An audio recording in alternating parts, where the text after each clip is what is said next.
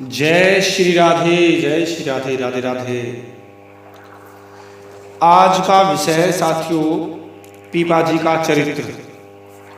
पीपा जी का चरित्र साथियों आज सुनाने जा रहे हैं। आज लाइन पर जुड़े हुए हमारे हमेशा की तरह नित्य हमारे प्रभु जी गुरुदेव जी, और वो बड़े अच्छे जब चरित्र सुनते हैं तो उनको बड़ा आनंद आता है। अब मुझे लगता है मेरी ये चीज़ समझ आती है नहीं आती है, मुझे तो नहीं लगता इतना, क्योंकि मेरे में ऐसा कोई गुण नहीं है और मैं तो निर्गुणी हूँ और कोई ऐसा रस नहीं है। फिर भी इनको कोई रस आता है तो अच्छी बात है। चलिए ठाकुर जी की ओर चलते हैं।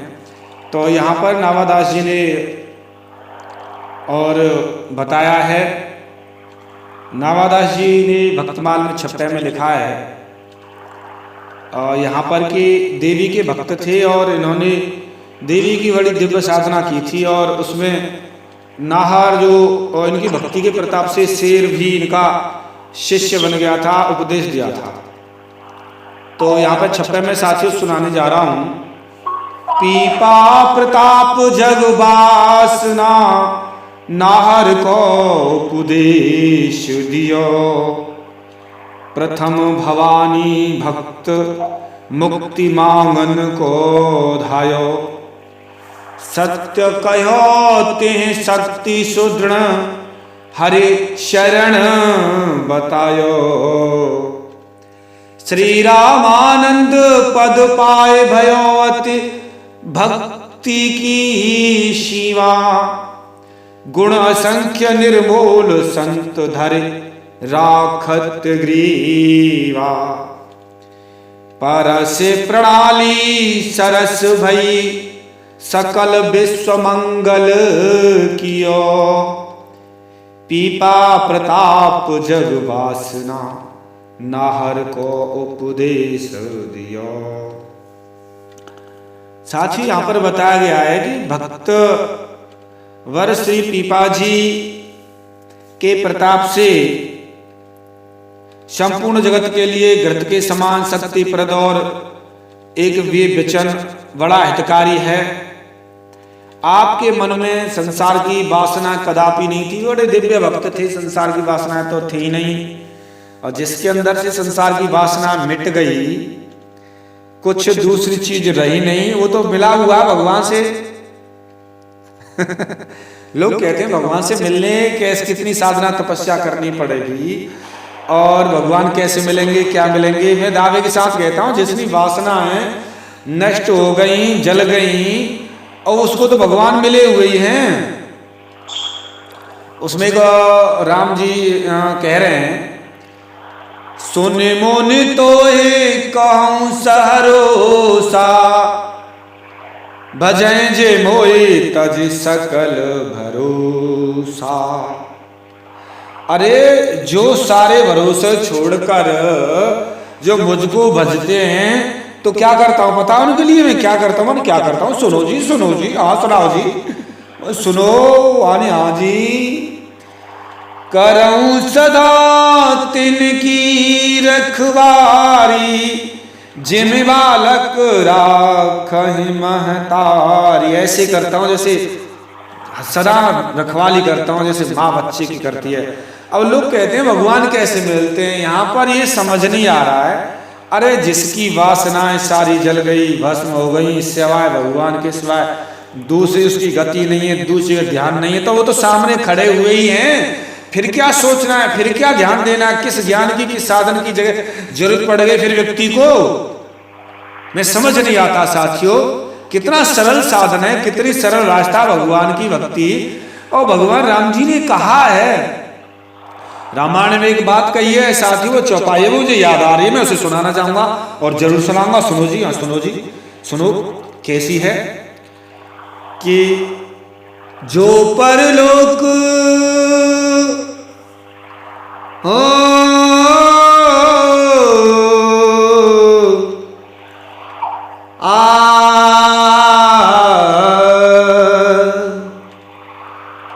जो परलोक यहाँ सुख चाहू, सुनि मम वचन हृदय दृढ़ गहू, सुलभ सुखद माँ रग यह भाई भगति मोर प्राण श्रुति गाई। ओ राम सिया राम जय जय राम।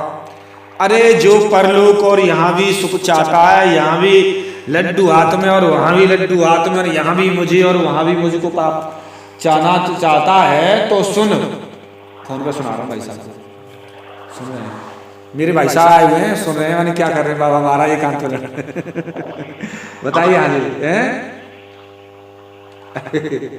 जय श्री राधे गुरुदेव जी। जो कह रहे बाबा हमारा किसको सुना रहे हैं, क्या सुना रहे हैं, मैंने कहा ये मेरे परम प्रिय भाई साहब हैं, ये इनको चरित्र कभी कभी फोन करते हैं, तो बाबा हमारा वो टॉपिक सुनाइए। अब मैं इनको टॉपिक सुनाने जा रहा हूँ यहाँ पर। तो बात चल रही थी, कहाँ चल रही थी, कहाँ चल रही थी बताओ? चौपाई की, हाँ हाँ वो चल रही थी। हाँ, जो परलोक यहाँ सुख चहु, और अगर तुम यहाँ भी मुझे प्राप्त करना चाहते हैं और मेरे धाम में भी मुझे प्राप्त करना चाहते हैं, तो मेरे वचनों को दृढ़ता से, कट्टरता से अपने हृदय में बांधकर खूंटा की तरह रख लो, पत्थर की तरह। और मेरा मार्ग सुलभ है, सुखद है और सहज है, और ये मेरी भक्ति पुराणों में, शास्त्रों में गाई है, बस भक्ति करो। अब बताइए, लोग कहते हैं भगवान की प्राप्ति, अरे मैं दावे के साथ कहता हूं, अरे भैया भगवान दूर नहीं है, बस अगर ये वासना हट जाए। तो अगर व्यक्ति की वासना हटेगी तो भगवान सामने है, क्यों जी भाई? दूसरी जगह मन नहीं है तो वो तो सामने खड़े हुए हैं।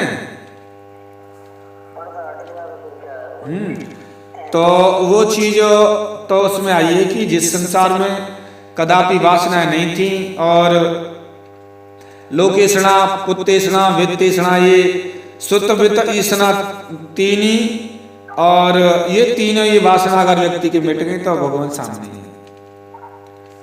लेकिन ये बड़ा अन्य पंथ के लोगों को, अन्य लोगों को समझाना बड़ा कठिन है, बड़ा कठिन पड़ जाएगा, नहीं समझ पाएंगे, क्योंकि उनको तो दूसरी घोटी पिलाई गई है, वो तो क्या समझेंगे भक्ति को। अभी मैं भाई साहब आपको बता रहा हूँ, सच बता रहा हूँ, और कबीरदास जी का चरित्र पूरा हुआ, मैं आपको सुनाने का प्रयास करूंगा। और कबीरदास जी के चरित्र में हमेशा आया है कि कबीरदास जी ने कभी भी हमारे शास्त्रों का, इनका कभी भी खंडन नहीं किया, कभी विरोध नहीं किया, हमेशा भगवान नाम जपा। और संत थे, असली संत थे, तिलक धारण करते थे, 12 तिलक लगाते थे, कमंडल, दंडा, कंठी, सारी चीजें थी, संत बन के रहते थे, और वो परंपरा से। लेकिन वो उनकी जो कवि पद गाते थे, वो जो पद थे उनके अपनी परंपरा के अनुसार भक्ति के पद थे, भगवान के ही, और लीला के पद थे। सभी लीला गाई, ऐसी कोई लीला नहीं है, मेरे दावे के साथ करता हूँ। और मैंने ये कबीर के जो शास्त्र यहाँ पर रखे थे, किताबें, सभी अध्ययन कर लिया है। और ऐसी ये साखी, शबद, रमेनी, ये मैंने इसीलिए पे मुझे कोई बात चिढ़ा आ गई थी, इसलिए करना पड़ा मुझे, तो उसमें सब जगह लिखा हुआ। लेकिन अब ये बात आप कह सकते हैं साहब, ये फिर अगर अब ऐसे थे तो ये फिर ये कुपंथ कैसे चला? ये जो रंडपा आदि ये जो प्रचार प्रसार में ये लगे हुए हैं, तो उसका एक कारण ये है कि कबीरदास जी कभी कभी योग दृष्टि से अपना शरीर छोड़कर और बाहर विचरण करने चले जाते थे तीर्थों में। लिखा हुआ है भक्तमाल में, नाभादास जी ने लिखा हुआ है। और तो एक बार ऐसे करके उस शरीर को वो अभिमंत्रित करके जाते थे, जिससे कोई जला ना दे, या कोई जानवर खा ना जाए, या कोई नष्ट ना कर दे, या मरा समझकर कोई और कुछ ना कर दे, काट ना दे। अभिमंत्रित करके जाते थे वो, जिससे वो रक्षा होती रहती थी, सुरक्षित रहता था।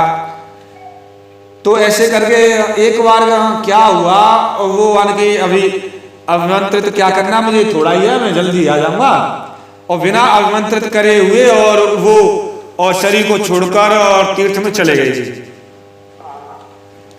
चले गए, इतने में कोई भूत आता है और उनके शरीर में देखकर खाली और प्रवेश कर जाता है, और वो और प्रवेश कर जाता है। तो जो शिष्य नित्य की तरह उनके पास में आते थे, कबीरदास जी के पास में, कबीरदास जी नित्य सत्संग देते थे, तब वो अब पाखंड धर्म का सत्संग देने लगा।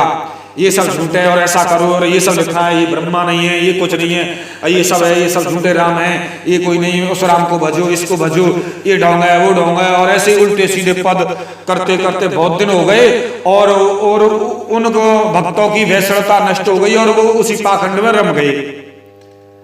और वही रम गए, और रमने के पश्चात में जो थोड़े दिन बाद, जन कितने दिन बाद, महीनों बाद, जन साल बाद जब कबीरदास जी आए, तो जैसे कबीरदास जी अपने शरीर के पास में आने के वो भूत शरीर को छोड़कर भाग गया।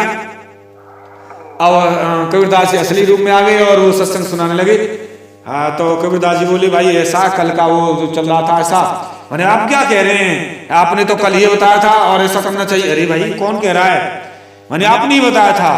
कबीरदास जी समझ गए ये भूत का पाखंड है। माने कोई बात नहीं है, आप मानिए, इस वैष्णवता को मत छोड़िए, और ये पाखंड है, नरक में जगह ना मिलेगी और असली रास्ते पर ना। सा हमें तो वही सरल लगे, वही बढ़िया हो, जहाँ तो काका करने तिलक विलक हम तो भैया करेंगे।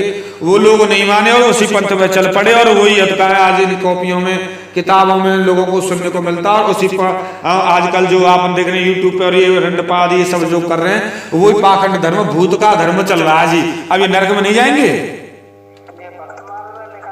क्लियर लिखा हुआ मेरे सामने, माइक ला लो, हम बात तो करे। मैं मंच पे ऐसा यूट्यूब पे बोल रहा हूँ, हंसी खेले कोई। आप बताइए भक्तमाल में क्लियर है। चलो एक मिनट, एक मैं सुनाई देता हूँ, छोड़िए पाखंड धर्म की उत्तर शुरुआत से करता हूँ। चलो मैं उसको पीछे सुनाऊंगा, पहले मैं यहाँ से शुरुआत कर देता हूँ। और मैं कबीरदास जी का चरित्र खोल लिया और मैं सुनाने की बात कर रहा हूँ। कबीरदास जी कभी कभी समाधिस्थ होकर योग क्रिया द्वारा अपने शरीर को वहीं छोड़कर, अब सीधा सीधा सुना रहा हूं मैं, भाव शरीर से अन्य तीर्थों का दर्शन परिभ्रमण करने चले जाया करते थे जी। और पेज नंबर भक्तमाल, ये भक्तमाल सेकंड पार्ट में, और पेज नंबर ये 586 से सुना रहा हूं जी। और सुन रहे हैं क्या मैं सुना रहा था? तो तीर्थों का दर्शन करने और योग क्रिया द्वारा शरीर छोड़कर, शरीर को योग क्रिया द्वारा अपने शरीर को वहीं छोड़कर चले जाया करते थे। फिर आ जाते थे। उस समय वे अपने शरीर के चारों ओर अभिमंत्रित जल से रेखा खींच देते थे, जिससे कोई वांछनीय तत्व उस पर अधिकार न कर ले। मैंने वो पहले बिना देखे सुना रहा हूं, अब मैं देखकर सुना रहा हूं। कोई अंतर दिखाई दिया? कोई एक जैसे ही थोड़ी मिलेगी, थोड़ा सा अंतर मिलेगा, थोड़ा सा वो एक और लिए ये सिंह अधिकार न कर ले। तो संयोग की बात है कि एक बार ये शरीर को बिना सुरक्षित किए ही और उसे छोड़कर भाव तन से दक्षिण के तीर्थों का पर्यटन करने चले गए। इसी बीच मौका पाकर एक भूत उनके शरीर में प्रविष्ट हो गया और उसने श्री कबीरदास जी के शिष्यों को मनमाना उल्टा सीधा उपदेश दिया। श्री कबीरदास जी के शिष्य प्रथम तो चकित हुए, ये क्या कर रहे हैं, ये क्या कर रहे हैं। तो लेकिन श्री गुरु जी की आज कैसा उपदेश दे रहे हैं, परंतु कुछ नहीं कह सके वो। और इतना अवश्य हुआ कि उन्हें प्रथम की अपेक्षा अब के उपदेश कुछ सरल प्रतीत हुए। वो तो साहब वैष्णवता के कठिन है ही, अब इन्हें ये सरल लगे, कुछ नहीं सीधा सीधा करो का सुना। क्यों जी? तो इसमें किसी प्रकार का विशेष विधि निषेध नहीं था, ऐसा मत करो, ऐसा मत करो, एकादशी मत रहो, ऐसा कुछ नहीं था। तो सीधा सीधा था, निषेध नहीं था। कुछ दिन बाद जब श्री कबीरदास जी आए तो भूत उनके शरीर को छोड़कर भाग गो, डर के मारे चला गया और वह पुनः अपने शरीर में स्थित हो गए। श्री कबीरदास जी ने देखा कि शिष्यों का सब रहन सहन ही बदल गया है, वे वैष्णवता से बहुत दूर चले गए हैं। पूछे कि लोगों ने ऐसा क्यों किया, तो शिष्यों ने बताया कि आपने ही तो ऐसा उपदेश दिया है। तब श्री कबीरदास जी को शंका हुई, तो उन्होंने ध्यान धारण कर दिव्य दृष्टि से देखा, ओ जान गए कि यह सब तो भूत की करामात है। अतः उन्होंने शिष्यों को पुनः पूर्वत पहले की तरह आचरण करने पर जोर दिया, मान वैष्णवता को कायम रखो। कुछ लोग तो आज्ञा मानकर पूर्वत वैष्णवों जैसी रहने लगे, परंतु कुछ लोग उस भूत के उपदेश को ही सरल मानकर उसी पर दृढ़ रहे। समझ रहे जी? कुछ लोग फलस्वरूप आज भी कट्टरपंथियों में दो प्रकार के सिद्धांत एवं पंथा अनुयायी ही पाए जाते हैं। ये साहब ये मैंने जो मुख्य बात थी आपको सुनाई। अब बताइए क्या इसमें रह गई? सीधी सीधी सुनाइए, कोई इसका कोई कर सकता मुकाबला? हैं? सही बात है।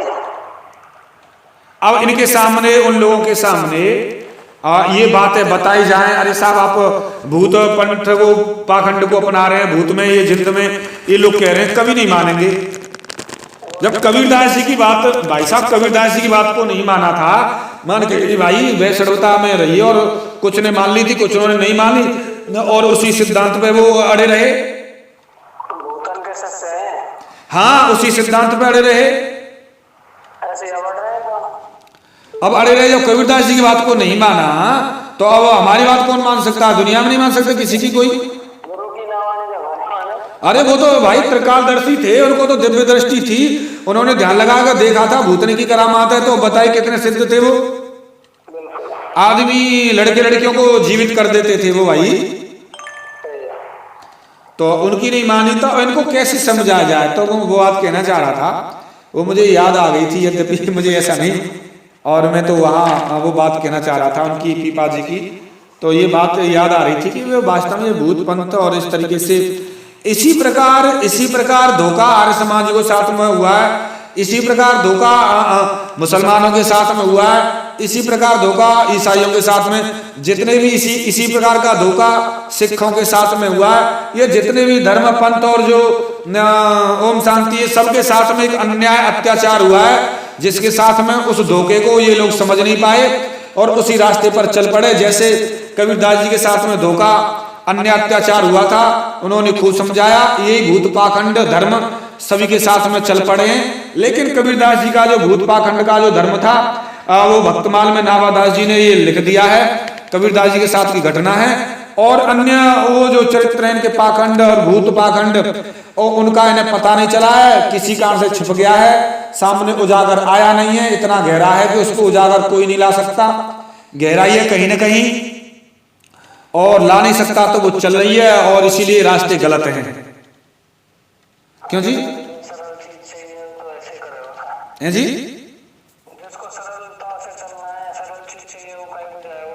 हाँ, नहीं कहीं ना कहीं धोखा हुआ है भाई साहब, बात उसकी नहीं है, कहीं ना कहीं धोखा इनके साथ में हुआ है।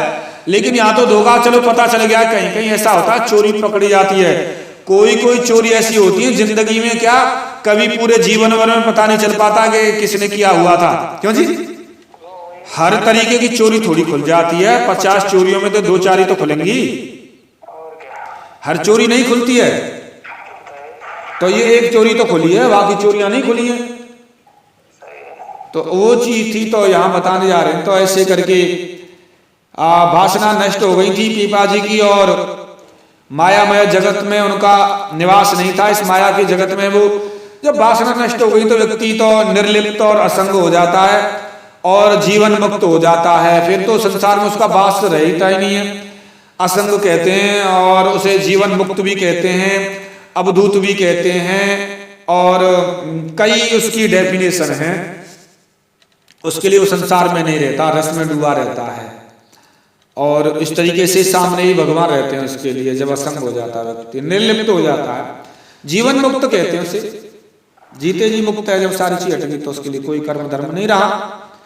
ऐसे आप पहले देवी के भक्त थे पीपा जी, और जब पीपा जी ने एक समय देवी जी से निवेदन किया कि मैं मुक्ति मांगना चाहता हूं, माते कृपा करो मेरे सामने, प्रकटम प्रकटम माते प्रकटम प्रकटम प्रकटम, सामने दर्शन दो, मुक्ति चाहता हूं माते।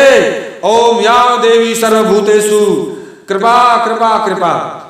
मुक्ति मांगने के लिए पीपा जी ने देवी जी का ध्यान किया और साधना की। देवी जी ने प्रत्यक्ष दर्शन देकर सत्य बात कही, मुक्ति देने की शक्ति पीपा जी मुझ में नहीं है, वह शक्ति तो भगवान में है, उनकी शरण में जाना ही स्वदृढ़ साधन है। यही वेद शास्त्र और संतों ने बताया है।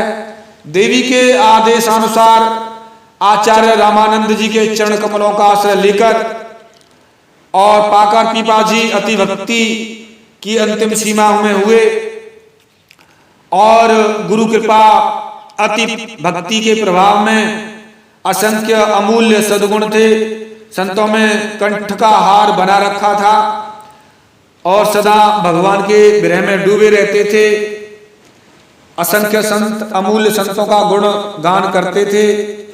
इसी प्रकार और इन्होंने सिंह को भी उपदेश दिया था, शेर को भी अपना चेला बना लिया था। अहिंसक जीव भी भक्ति के प्रताप से इनकी बात मानता था, उपदेश दिया, चेला बना लिया, वो भी भजन करता था। सिंह भी, नारद जी ने भी जो है सर्प को भी उपदेश दिया था, चेला बना लिया था। ऐसा नहीं है कि संतों की भक्ति इतनी प्रबल होती है कि वो कहीं भी किसी को भी भगवान प्रकट हो जाते हैं। तो ये तो अन्य योनियां तो बहुत छोटी चीजें हैं। तो उस दृष्टि से यहाँ पर बात जो बताने जा रहा था साथियों, में यही कहना चाह रहा था कि इधर पीपाजी ने गुरु बनाया अपने रामानंदाचार्य जी को, और रामानंदाचार्य जी ने इनको बड़ी कृपा करके मंत्र दिया था और ये भगवान का भजन करते थे। साथियों यहाँ पर ये सुनाने तो जा रहा था मैं और चरित्र, लेकिन सुना गया कुछ और। तो अभी और सुनाऊंगा, अभी थोड़ा सा और चलूं आगे, अभी रहने दूं?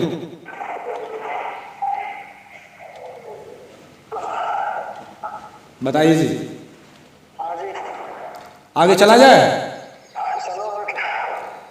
हाँ, तो यहाँ पर गांगरोल नामक एक विशाल किला है और नगर है। वहाँ पीपाजी नामक एक राजा हुए, वो देवी के भक्त थे। कौन सी जगह है? ये गांगरोल एक जगह है और ये गांगरोल ये राजस्थान कोटा बूंदी के निकट पीपा नाम का, और पीपाजी इनके पिता और ये क्रोध सिंह है। होगा कोई राजस्थान में कोटा बूंदी, हाँ वहाँ है कोई जगह ये आती है।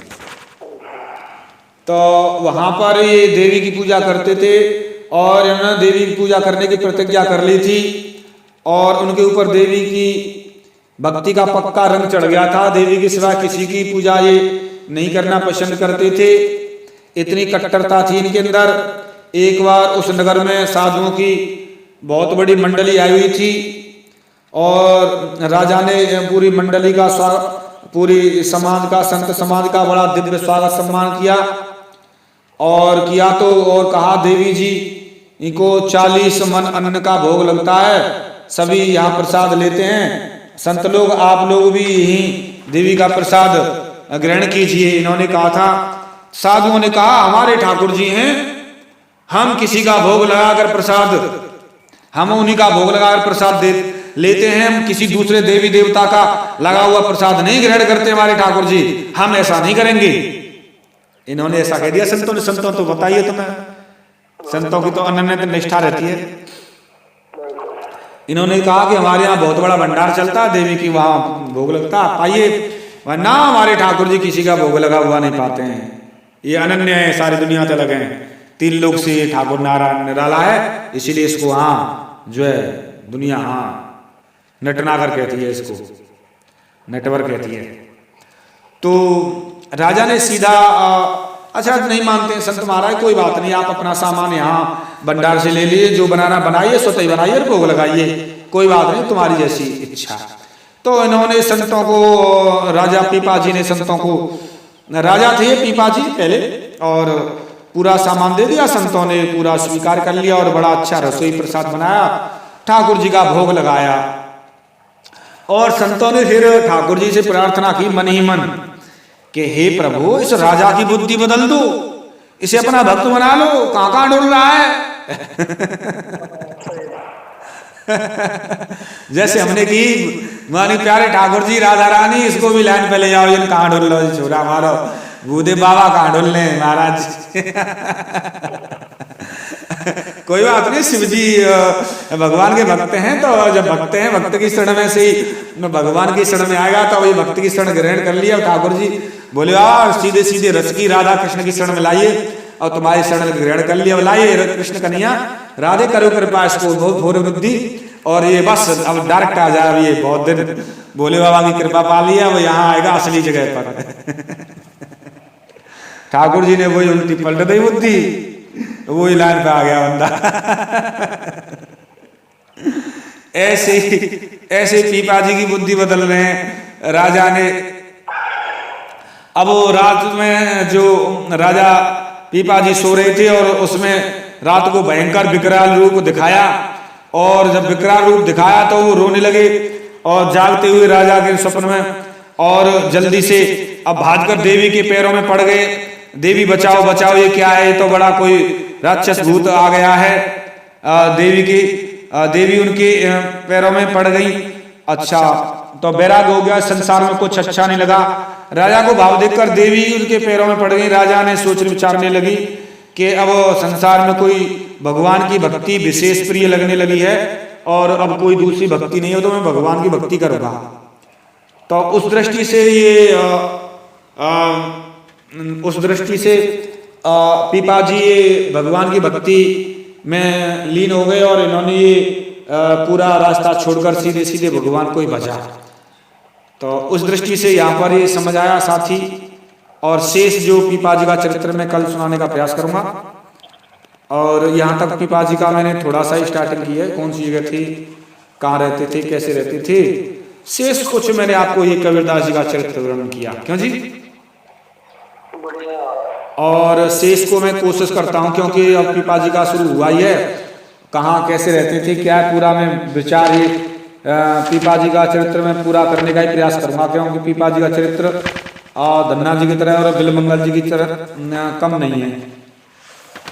हाँ, बड़ा ही जबरदस्त है, इसको मैं पूरा करूंगा प्रयास करने का। और शेष दोनों चीज समझ आई आपकी किस तरीके से, और इसको मजबूती और दृढ़ता स्थिरता रखने के लिए आगे का चरित्र में सुनाने का प्रयास करूंगा। ठीक है जी, तब तक के लिए शेष मिलता हूं मैं। राधे राधे प्रभु।